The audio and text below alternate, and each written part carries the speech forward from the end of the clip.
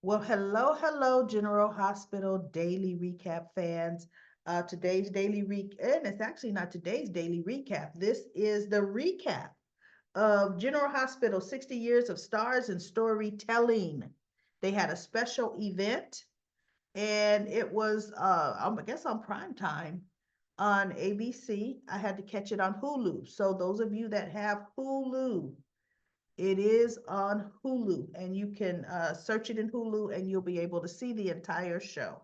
So that was really, really good. I'm going to do it a little bit differently because there was a lot of pictures, and I couldn't stop and take every picture of every different star that they had. That look, the ones I got took me a good 3 hours to get this thing together. So what the way I'm going to do it is I'm going to turn off my camera so this way you all can see the full screen of the background of the different pictures, and I'll just be narrating that. So I will be back at the end of it all, everybody. Okay, the way it starts. This starts with Donna Mills, who played Nina's wicked mother, Madeline. And we have Morgan Fairchild, who's plays Hayden, from the Home and Heart show. They have both of these ladies introducing and opening up the show, right? And they teased something because Donna says, I met my untimely death in prison. And Haley Mills says, or maybe not. We know the way it is in soap operas. And Donna Mills kind of smiled. Boy, wouldn't that be great if Madeline comes back? Ooh, yeah, I'd throw Nina a curveball, wouldn't it? So we go right on into General Hospital. The old ones from the 60s was really blurry. I mean, I don't even know why they showed this. Really blurry. They were just saying how in April 1st, 1963, General Hospital debuted, and it debuted as a 30-minute show. And it was in black and white. And I remember that. I remember black and white, it being, you know, 30 minutes. And they were saying that to date, General Hospital has won over 132 Emmys, and that's for like the shows, the writers, the different actors for the different parts they have. But as far as best daytime show, I think they said they won 15, which sure it should have done better, but it was interesting. General Hospital was never big on winning for best soap, the Emmys, and I don't know why. Young and the Restless would always beat it out, and I'm sorry. And Bold and the Bad, how? They are so slow. The stories, But anyway, so you look, you all have seen me narrate enough. You know what my face was looking like when I said that. But anyway, the first actor that kind of came on was John Stamos. He played Blackie Parrish in 1982. And they had a clip, of him, and he was saying how, look, you can see how young he was. And this was the first show where they really highlighted later when Sammy Davis Jr. came on. He was able to show he's a musician.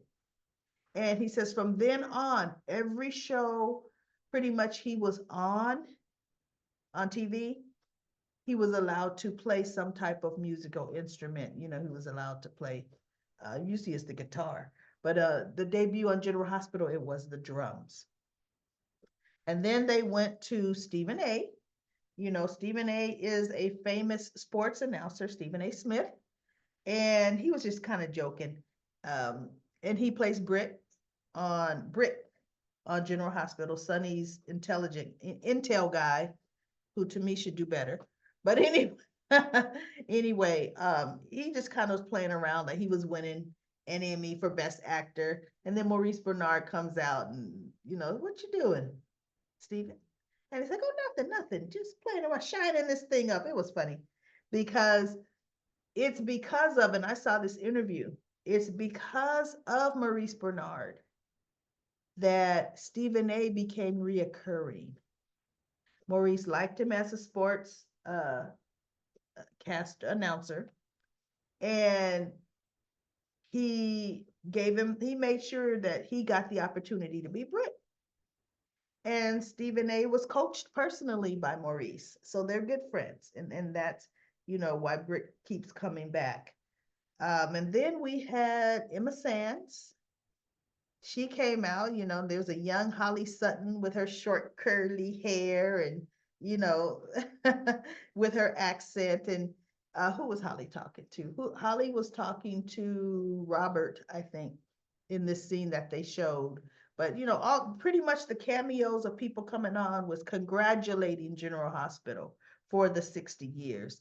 And then they had the actress. They showed a clip of a young Emily. She was 11, right before she got adopted. They showed a couple of scenes of her talking to Alan Quartermaine, and then her talking to Alan and Monica when they said they wanted to adopt her and bring her into the family if she would have them, you know. And she was a little bit scared of being a Quartermaine because she says, I'm different. And she goes, look, we need different. We are a scary bunch. We may not always do things right, but we don't want everybody to just be like us. Family is about diversity. And the funny thing is, even as a teenager, because that's her growing up as a teenager on the show, they were saying she was one of the longer running actresses, which in my mind, I'm like, not true. I guess the actress playing Robin was not available because Robin was about 5 years old, and that's the same girl, was the same Robin from a little girl. Maybe Robin was 7 all the way to adulthood, but little Emma was about 5, and Emma's still the same actress playing Emma. So their tenure was longer than the one playing Emily, but they decided to use Emily because they were highlighting, I guess, the Quartermaine family. So there was young Monica, Allen, Emily, and AJ. Jason may or may not, Jason may have already had the head injury at this time of the game. We don't know. But anyway, they just showed how, Emily was a part of that family. And then we had the Quartermaines of today. We've got Olivia, Tracy, Ned, and we've got Lois in the mix. And they remembered the scene because they talked about, not all the things that Quartermaines do should be forgiven, right? And Tracy's looking like you got to bring that up. And they showed the scene where Edward was having a heart attack. But see, he had written Tracy out of his will for something she did because Tracy was always doing something, right? And she was mad about it. She's arguing with him, and he was starting to have heart palpitations. He's telling her, go, give my heart medicine. And he told her where to find it. And she took her sweet time. Then she comes in, Daddy, Daddy, it took me a while to find it, Daddy, because it wasn't quite where you said it was. If this man's having a heart attack, but I found it anyway, Daddy. He said, give it to me, Tracy. Give it to me. And she's like, Daddy, Daddy, uh, I'll give it to you, but then she goes over to the will. I need you to tear this up first, Daddy.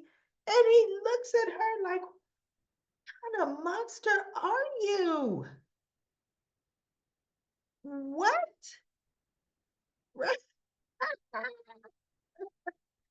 So she's like, but no, no, Daddy, look, look. Okay, okay. Yeah, I see you can't tear it up right. I'll tear it up for you. And he goes, no. And then he hits him harder and he rolls over on the ground. Do you know that girl put that medicine bottle down right next to that will and she walked out the room? She was going to let her father die. Now, I can't remember, did somebody else walk in or anybody in recap land? Did Edward crawl to that bottle and get his own medicine? Or did someone walk in? Because I don't know, did Tracy finally have a change? I don't know. I can't remember. I remember her withholding the bottle, but I do not remember how he ended up getting the medication because, of course, Edward did not die from that. And then they had, let's see, Dante and Chase. They kind of had Shonda Rhimes on the red carpet, and she, talks to Dante and Chase, and she talks to Curtis, and she was just saying that because Shonda's a big fan of General Hospital, that the storyline that Curtis is going through, he's having to really show depth. And he said, you know what? He's really happy that they're giving him a story to tell that really has some meat into it, you know. And he was really, really happy and pleased to do it. So, but of course, we all know Curtis is going to be getting out that wheelchair with this experimental procedure. Good. We've been there, done that enough with him. Did it with Sonny, did it with him. Okay, we'll do it with the next guy. So now we also have Alexis and Maurice and Bernard and what's her name? Nancy Lee Gron.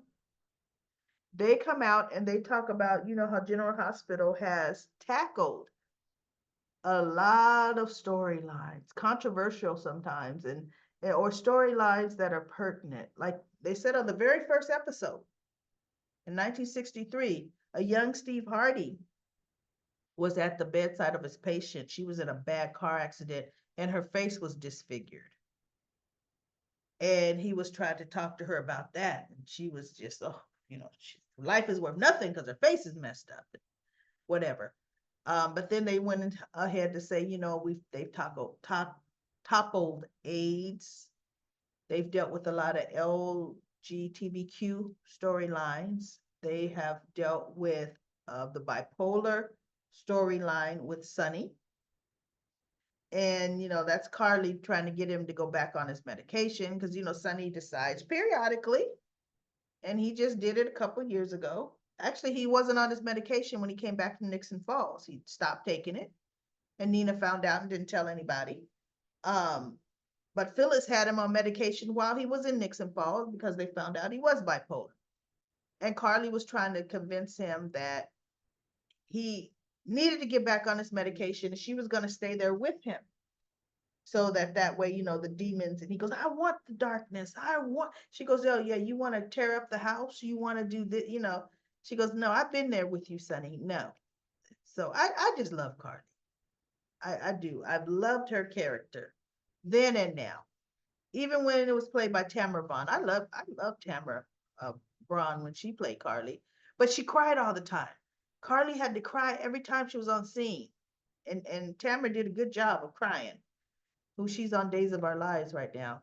Because I flipped over there to go see Steve Burton last week, not knowing he's coming back to General Hospital. Flipped over there just to see him. What is he doing on that soap? And he's playing a detective. Oh my God. So anyway, then that's where I saw Tamara Bonds on that show. So then they showed the biggest storyline that I think Maurice and Mike were nominated for Emmys on that, or may have even received them, on the Alzheimer's storyline, where Mike, the disease started taking him over, overtaking him, and just the pain. And they showed a couple of scenes, and I remember going through that, watching that, and it was rough. Especially they showed the one where Mike hit Sonny. He didn't recognize him. He thought Sonny was trying to steal his watch, and just wow, man, it was tough. It was deep, but that was a really good storyline that they showed. And then they said, that's what General Hospital's about. They like talking about, controversial topics. And then Rebecca Hurst comes out, Elizabeth, in a wedding dress, and she talks about they've had very memorable weddings throughout the years. And that was a wedding dress she wore in one of her weddings. And thinking Elizabeth hasn't been married that many times. So was it the marriage to Franco, or maybe one of the marriages to Lucky? She wore that wedding dress. But then they said the most highly watched wedding, and it was Luke and Laura's wedding. Luke and Laura's wedding. And I tell you, I was right there front and center watching Luke and Laura's wedding. Another highly watched wedding that they don't talk about of old. For all my children fans, the marriage between Cliff Warner and Nina Cortland. That was a wedding. That was a fairy tale wedding. She came up in a coach, and well, anyway, whatever. We're talking about General Hospital right now. So yes, Luke and Laura's wedding was memorable. And I could remember they showed this scene. Elizabeth Taylor comes out, cursing him. My curse on you, Luke and Laura. Oh, woo! And I was like, wait a minute. This wasn't she? And I had to go look it up, y'all. The original Helena Cassidy was played by Elizabeth Taylor. And boy, just her whole demeanor, she carried it, just her stoic look. Oh, goodness, scared the heck out of you. But you know, they couldn't afford Elizabeth too long. Plus, Elizabeth Taylor was absolutely not a soap opera star, but she loved General Hospital. And she was honored to be given this role at this time. And it was only from the gate, it was she was only going to be Helena for a short time. And she was honored to do that because she loved the soap. And the actor that plays Robert Scorpio, he was saying how he was Luke's best friend, best man at the wedding. So he was happy that he was Luke's best man. So anyway, that was pretty cool too. Let's see. And now we're winding down to they had Rick Springfield. I remember when he was the handsome Noah Drake on the show. Occasionally he would break out in song entertaining folks. But he and Bobby, because he was the one who was doing pretty much the tribute to Jackie Zeman, and just showed some scenes of him working with her in 1981, and then her with her. Do you remember when those nurses had to wear those caps? You know, her and her nurse's cap, and he was just saying, you know, what a joy it was to be, you know, an on-screen partner for her, and it was just a joy for him and everyone else too. So it was really nice having him come out and do that. And then it was so interesting. I thought they had the most handsome father and son doctor team when they brought out the actor that played Patrick Drake, and I forget his name. I think it's something Thompson. I forget his name. He was so handsome there, standing by his father. Oh my goodness, when they introduced a young Patrick Drake trying to be in the shadow of the brilliant doctor surgeon Noah Drake, Patrick has something to prove. And oh, what a handsome father and son team. I remember that. So anyway, then they have the some of the actresses, the one that played Maurice, the one that plays Alexis, Elizabeth, and some of the others, they just were walking through the set of General Hospital. And it kind of really brought it home, everybody, that this is a TV show. And some of those sets, they're just like one room, the size of a nice size room. And on the back of them is a nothing, it's just a facade prop there. Wow. And I was like, that's Kelly's. That's as big as the area they have for Kelly's. It's hardly nothing. And it was just good to see. It was really, really good to see. And then the cast all had a nice, huge aerial view so they could try to get all of them that were there that day. I really missed, I was hoping to see Nicholas Chavez in the picture, but he's probably off filming, right? The movie. But they had quite a few people there. Key people were definitely there in this photo. So General Hospital, I tell you what, excellent 60 years. Congratulations on the 60 years. And let's have 60 more. Now, at my age, I won't be around to see 60 more, but let's have 60 more. I don't know though, folks. What do you think? What do you think? I'm gonna ask this question on camera, but then at the end, that's where they had Carly talking about, we all know when one door closes and she closes the door, and then Sam comes out another door, says another door opens. And then big things come. And then Jason opens it and he says, big things, Steve Burton, are coming in 2024. Oh my goodness, that was so phenomenally great. So I'm going to turn my camera on. And then everybody, now you all are going to relate to this. You all are going to relate to this. Remember I said, oh, I'm not going to say that right now. I'm going to wait until I get this on camera to ask you this question. You know what? I don't remember what the question was now. It was like 2 seconds ago.